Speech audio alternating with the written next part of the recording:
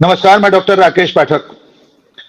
राष्ट्रपिता महात्मा गांधी की छवि को लगातार मलिन करने के लिए, धूल धूसरित करने के लिए अभियान थमने का नाम नहीं ले रहा है।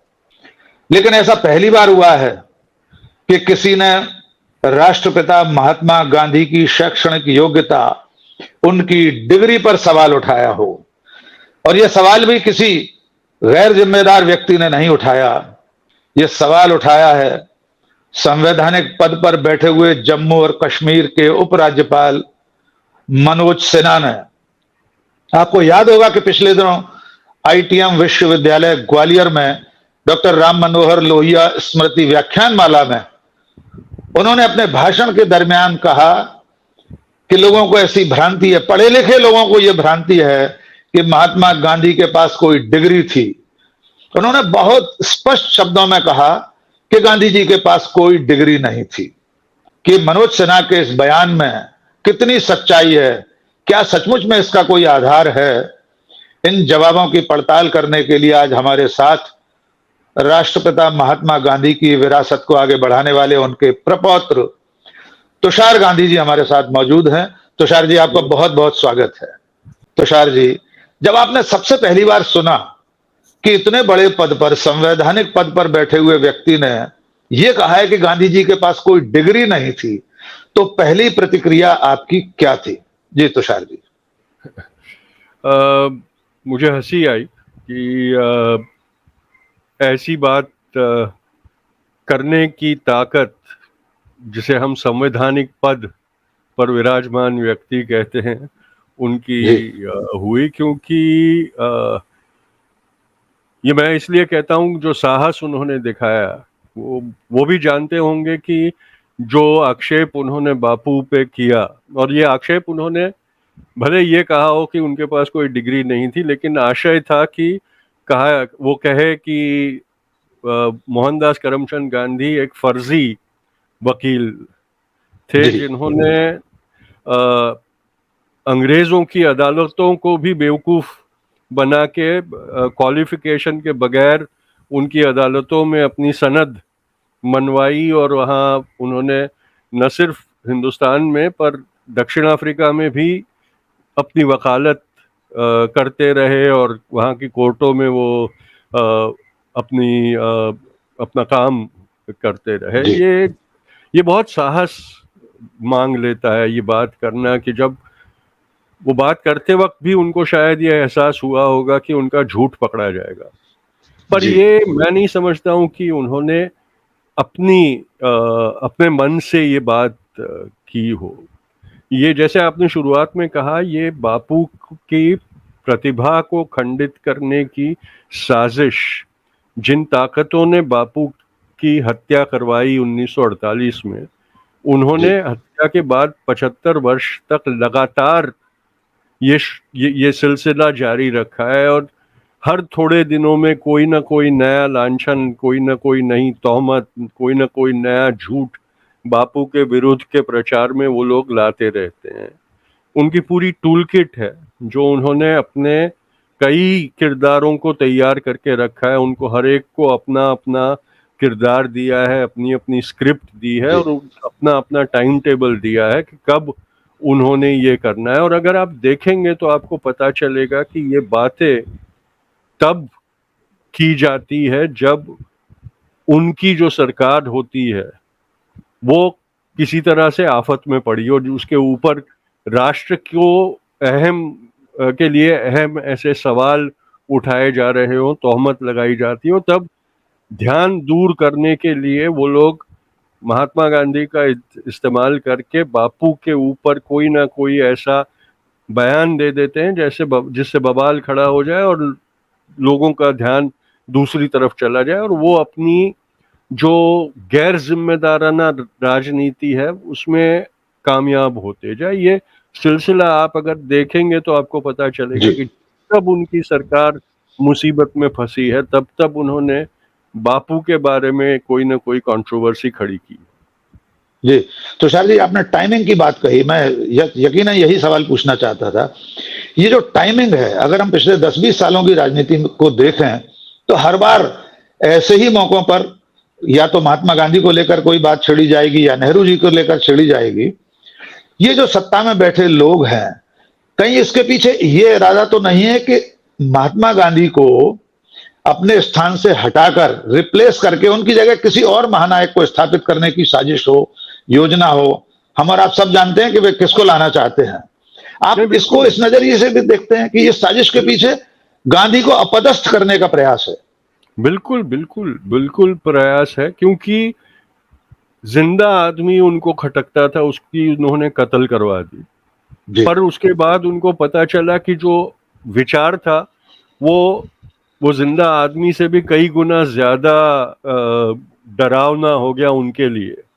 तो उसे भी तोड़ मरोड़ कर उसको इस तरह से उसके बारे में दुष्प्रचार करते, और उस मकसद में वो लोग बहुत कामयाब हुए। हमने ये मानना पड़ेगा कि आज एक ऐसी पीढ़ी बहुमत में भारत में है जो इस दुष्प्रचार से प्रभावित है और उसके कारण मोहनदास करमचंद गांधी का द्वेष करती है। ये हमारी सबकी नाकामयाबी है कि हमने इस दुष्प्रचार के खिलाफ मोर्चे नहीं संभाले और बापू को की छवि के बारे में, बापू के बारे में जो सत्य बताना चाहिए था वो हमने बताया नहीं इतने वक्त तक। आज भी जब ये कंट्रोवर्सी शुरू हुई और मैंने सच्चाई बताना शुरू किया तो कई मुझे ऐसे संदेशे आए कि ऐसे लोगों को क्यों तुम महत्व दे रहे हैं, उनको हमने उनके ऊपर ध्यान नहीं देना चाहिए, वो तो करते रहेंगे अपना काम। पर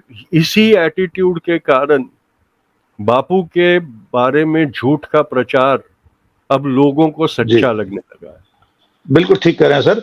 आपने जो कहा ना कि जो एक पूरी पीढ़ी ऐसी आ गई है इस वक्त समाज में जो सचमुच बापू के प्रति इस तरह की भ्रांतियों से ग्रस्त है। तो मैं इसके साथ ये जानना चाहता हूं, आपने कहा क्या इसमें भारतीय राष्ट्रीय कांग्रेस और गांधीवादी, गांधी विचार के जो समर्थक और अनुयायी हैं उन सबको आप जिम्मेदार मानते हैं? आपने ठीक कहा कि लोग आपसे कह रहे हैं कि क्यों इनसे उलझ रहे हो। आपको जानकारी है कि मैंने उन्हें एक लीगल नोटिस दिया है, कानूनी नोटिस भेजा है मनोज सिन्हा जी को। मुझसे भी लोगों ने कहा कि तुम कौन हो, तुम क्या गांधी के परिवार के हो, तुम क्यों नोटिस दे रहे हो? मैंने कहा मैं भारत का एक नागरिक हूं, गांधी मार्ग का एक साधारण पथिक हूं, इसलिए मैं गांधी के अपमान को सहन नहीं कर सकता, इसलिए उनसे माफी की मांग की है। तो ये जो दोषी लोग हैं इस पूरे घटनाक्रम के लिए 75 साल के, 70 साल के, मैं चाहता हूं आप स्पष्ट उन्हें चिन्हित करके बताएं कि हम सब में से गुनहगार और कौन कौन है जिसने बापू की रक्षा नहीं की, उनके विचार की, उनकी छवि की। नहीं, मैं तो बहुत स्पष्ट ये मानता हूं कि इसमें इस बापू के खिलाफ के दुष्प्रचार की सफलता में हम जो अपने आप को गांधीवादी कहते आए हैं, गांधी जन कहते हैं, वो सबसे ज्यादा दोषी हम ही लोग हैं, क्योंकि हमने हमेशा सिर्फ एक ही चीज को, बापू का संदेशा और बापू के आचरण को समझकर किया है कि दूसरा गाल आगे धरते रहे हैं हम लोग जी।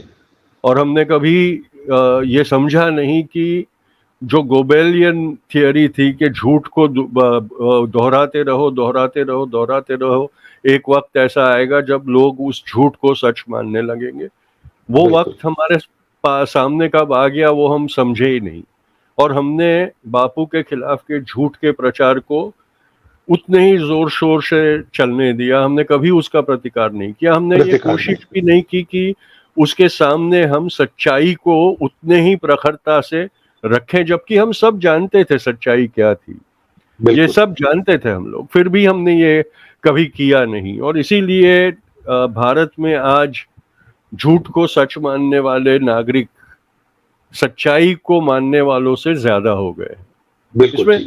इसमें कोई दो राय नहीं है कि इसमें सबसे बड़ा दोष मेरे जैसे गांधीवादियों का है।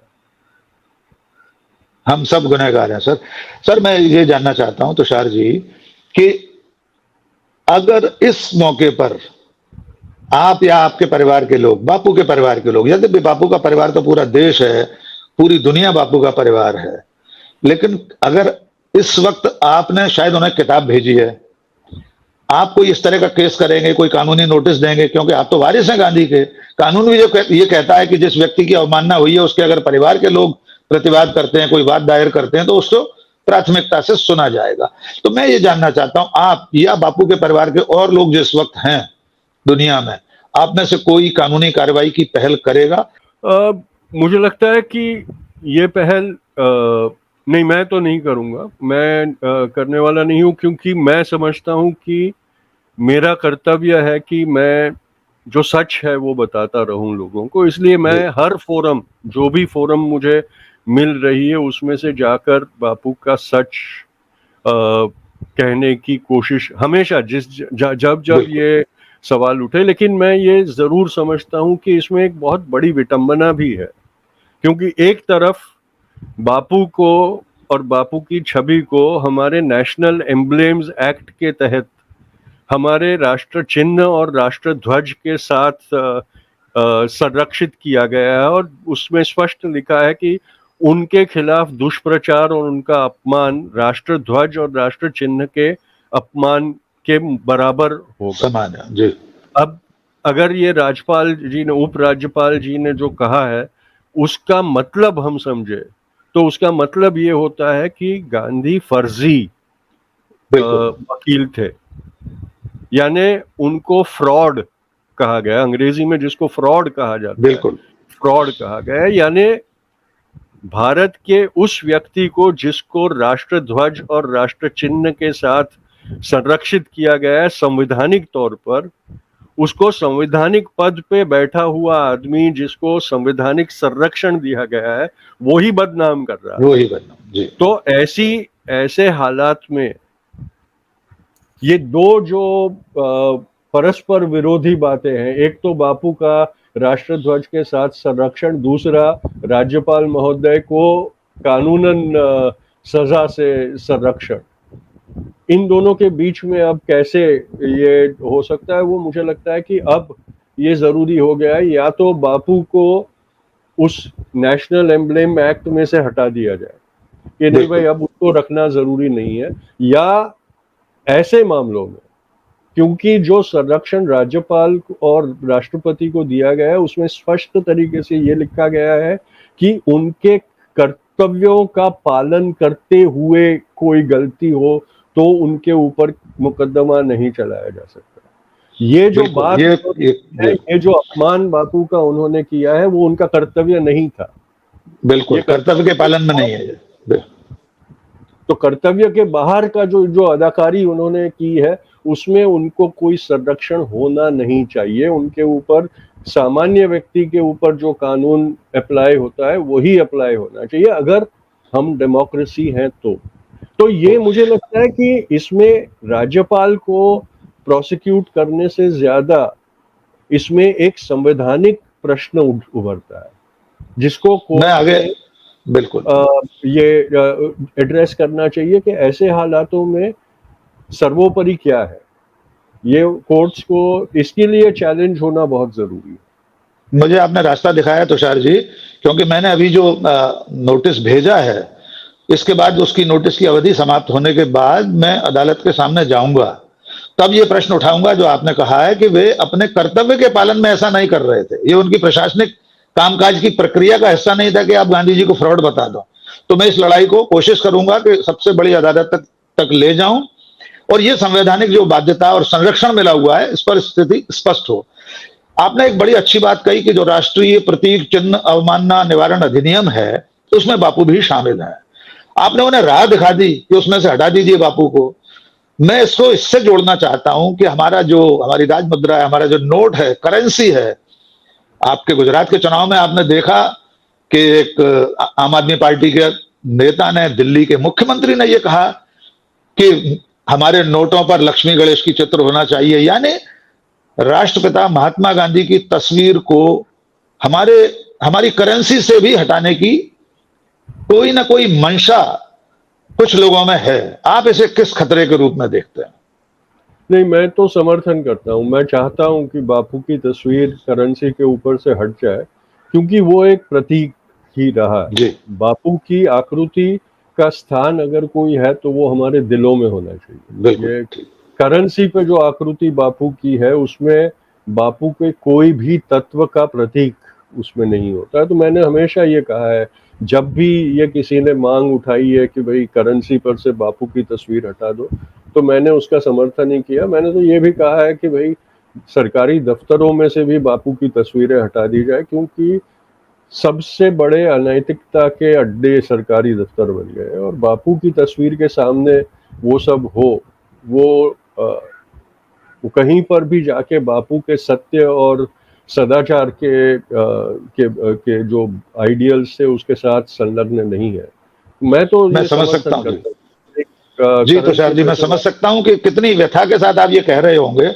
हमको सुनने में कष्ट हो रहा है, लेकिन आपके भीतर कितनी पीड़ा होगी कि सरकारी दफ्तरों और करेंसी से आप बापू की तस्वीर हटाने की बात कर रहे हैं, लेकिन देश में जो हालात हैं वो ऐसा सोचने पर विवश कर रहे हैं। हम फिर डिग्री के मुद्दे पर लौटना चाहते हैं तुषार जी।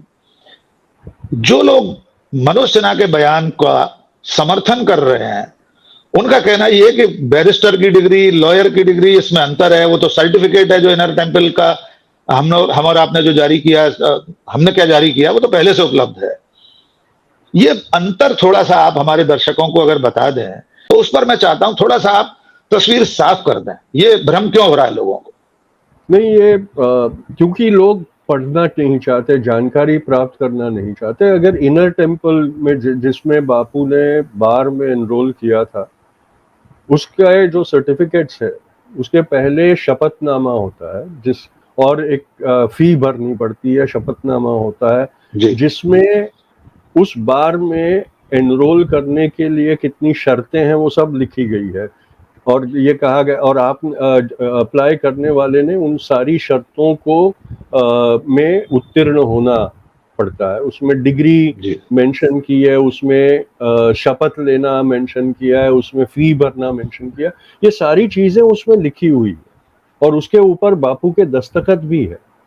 तो ये यानी जो लोग ये कह रहे हैं कि ये महज एक ये एनरोलमेंट की रिसीट है, उसके कोई मायने नहीं होते, वो लोग अपने अज्ञान का प्रदर्शन कर रहे हैं कि भाई वो जो सारी जो जरूरतें थी उसको पूरा करना, उसमें दस्तखत करना और उसके बाद एनरोल होना, इसका मतलब ये होता है कि कहीं ना कहीं जाके वहां की मान्यता प्राप्त यूनिवर्सिटी से लॉ की डिग्री हासिल की हो, तभी जाके वो मिला। और कोशिश करें तो जो एलएलबी की डिग्री थी वो भी मिल जाएगी। लंदन यूनिवर्सिटी कॉलेज लंदन में से वो उत्तीर्ण हुए थे, उन्होंने मैट्रिक की थी, उन्होंने लॉ की डिग्री प्राप्त की थी, उन्होंने साथ साथ लैटिन और फ्रेंच में जो डिप्लोमा भी वहां से प्राप्त किए थे, वो सारों के सर्टिफिकेट उनके आर्काइव्स में से मिल जाएंगे। इसलिए जरूरी नहीं है कि परपोता बोल रहा है इसलिए उसे माने। पढ़ने की डिग्री तो वो हो सकता है। डिग्री शायद राष्ट्रीय संग्रहालय में, तुषार जी, दिल्ली में भी है। सब जगह पे है। ये कोई ऐसी बात नहीं है कि वो नहीं है। हाँ, अगर आप ये कहें कि वो डिग्री ही फर्जी है तो फिर कोई कुछ नहीं जी। पर वो जमाना था जब ऐसी फर्जी डिग्रियां, एंटायर पॉलिटिकल साइंस जैसी डिग्रियां लोग नहीं दिखाया करते थे। जी जी। सच्ची जो उस जमाने में प्रतिष्ठित डिग्रियां थी वही दिखाते थे लोग। बिल्कुल ठीक बात। डिग्री को लेकर मैं हर जगह मौजूद है, खुद गांधी जी की चिट्ठियां हैं, उनकी आत्मकथा में सारी बात है। मेरे पास अभी फिलहाल एक किताब है, बहुत सारी किताबें मेरी अभी कहीं दूर रखी हैं। ये गिरमिटिया गांधी मैं अपने दर्शकों को दिखाना चाहता हूं। पहला गिरमिटिया गिरिराज किशोर जी की किताब है।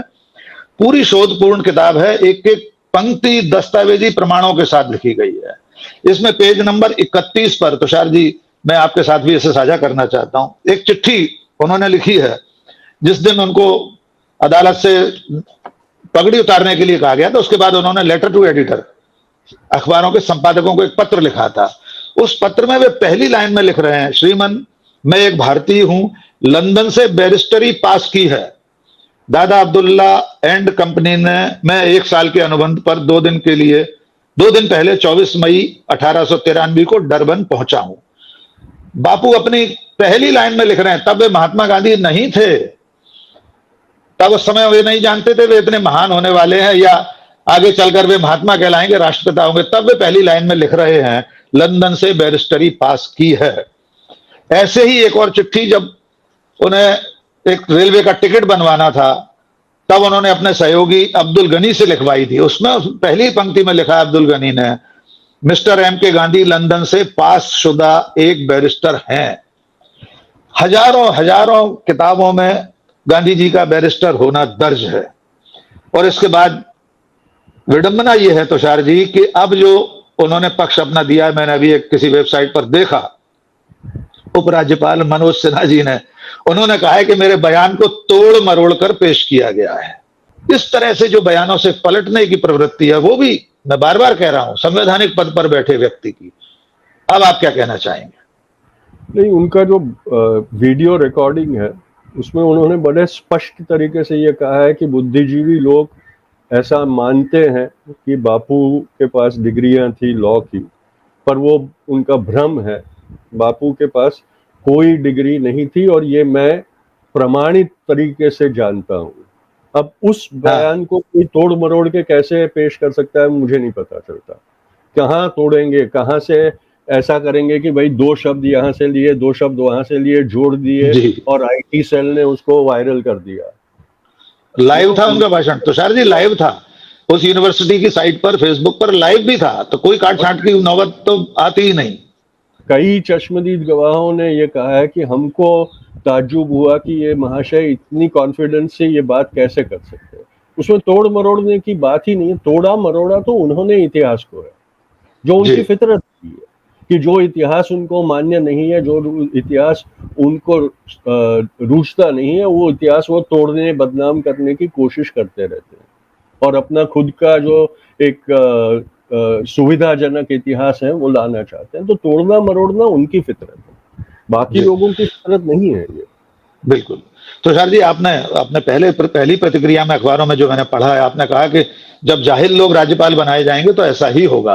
कहता हूं, क्या आप एक बार फिर से इस बात को कहना चाहेंगे? नहीं, मैं ये जरूर कहना चाहूंगा, जाहिल थोड़ा अनपार्लियामेंट्री शब्द है, इसलिए मैं उसको चेंज करूंगा कि बेवकूफों को अगर सिंहासन पे बिठाओगे जी, तो राज्य की हालत बेकार होगी। ये सोचना बहुत जरूरी है कि ऐसे गैर जिम्मेदाराना लोग, ऐसे कम बुद्धि के लोग, जो लोग ये भी नहीं समझ सकते कि उनका झूठ कितनी आसानी से पकड़ा जा सकता है। झूठ बोलो तो इस तरह से बोलो कि लोगों को उसको झूठ साबित करने में तकलीफ हो। ऐसा तो ना करो कि तुम्हारे मुंह से निकलने से पहले ही वो झूठ साबित हो जाए।